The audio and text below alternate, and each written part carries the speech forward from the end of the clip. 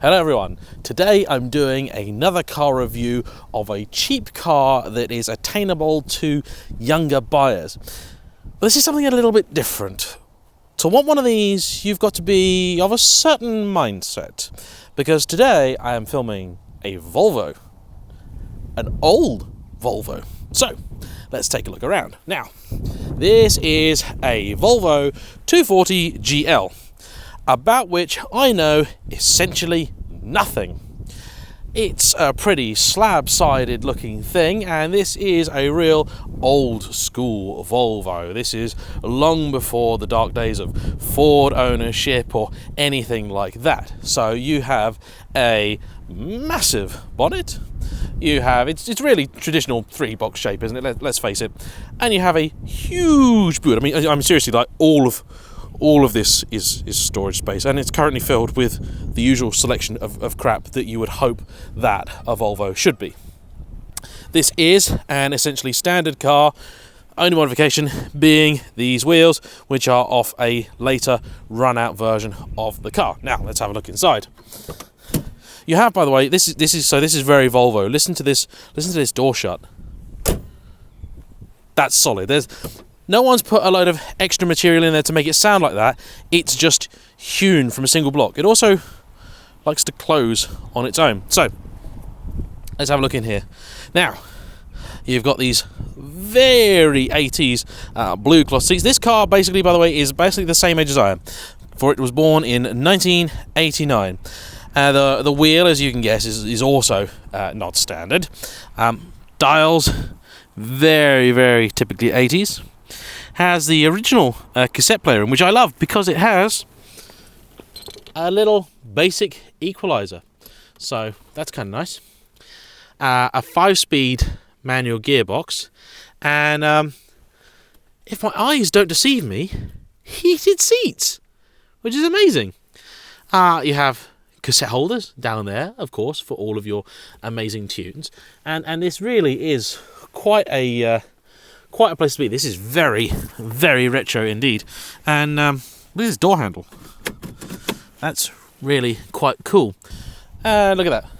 Underneath the enormous bonnet, which is self-supporting, luxury. That's the future. You have this, a 2-litre 4-cylinder engine, producing some power and some torque. This is not a very sporty vehicle at all, and look at all the space in that engine bay. Wonderful if you are keen on working on it. Cable throttle. It's the second car I've driven today with a cable throttle, because this car is owned by the same person that has the lovely little Daihatsu Charade that you may have already seen on the channel. It's even painted red down there.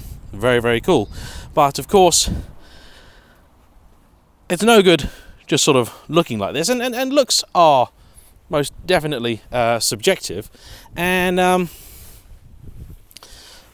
know there are cars which have an image associated with them, cars that appeal to certain types of people, but one thing I found out today, which I never knew before, is that apparently a classic Volvo is the vehicle of choice of furries. If you're younger and you don't know what that is, don't look it up. Don't Google it. Please don't. I will get in serious trouble with your parents. But there you go. Apparently that's a thing. That is a thing. I never knew this before.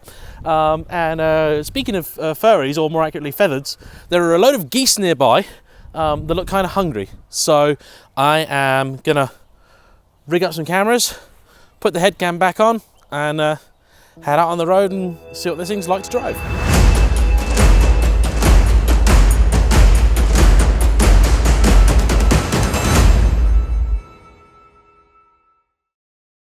Behind the wheel of this car, the first question that one has to ask oneself is why? The past cars that I've driven in this series, the Jaguar XJ, totally get it. Renault Sport Twingo, totally get it. Classic BMW 3 Series, absolutely get that. Old Volvo though, even its owner described it as geography teacher chic, which is a phrase that I think is so entirely appropriate. Driving this thing, though, there is a real feeling of solidity about it. Now, it does not have the smooth, serene luxury and compliance that the Jaguar had. Neither is it a particularly sonorous engine, or indeed a particularly quiet cabin. You can hear the engine quite clearly. There's actually quite a bit of feel through the steering wheel, and the rack is very slow. This is far from a sports car. You've got to really turn it to get it to do anything. The engine is so uninterested in any sort of sporting fare that it actually won't hit its own red line, which is about 6,000 RPM. It'll get to about $4,500 and it'll just go, it's enough for today, really. What it does feel like is a big, solid lump. And in total contrast to the Jaguar that I drove, this car has one thing that really does make it an interesting choice. It is essentially, unshakably, annoyingly reliable. Let's be honest here. After the apocalypse, there will be cockroaches and they will probably be driving old Volvos. That's just how it's going to go. This thing's built from British steel. Not because it was cheap, but because when this was made, it was the best in the world, and Volvo wanted the best in the world. It has all-round disc brakes, not because it made it go faster, but because it made it stop quicker, and that was safe. And these things are all about being safe. Watch any crash tests of one of these cars against one of their contemporaries, and you will see that Volvo's engineers really did care about people making it through a car accident, which is quite novel, really, for the 1980s. Now, this thing, you do have to work it a little bit to get it to move, and the engine really does thrive in the lower section of the rev range. I suppose if you're also a budding drug dealer, this is the sort of car that's going to attract almost no attention whatsoever. You are essentially invisible in an old Volvo, and you could go to any number of antique stores anywhere in the country with tens of kilos of finest Colombian produce, and nobody would batter an eyelid because you would just blend in. It'd be absolutely perfect. Now, all of the dials look like they're fairly unshakable as well, which isn't always the case with older cars. That's quite nice.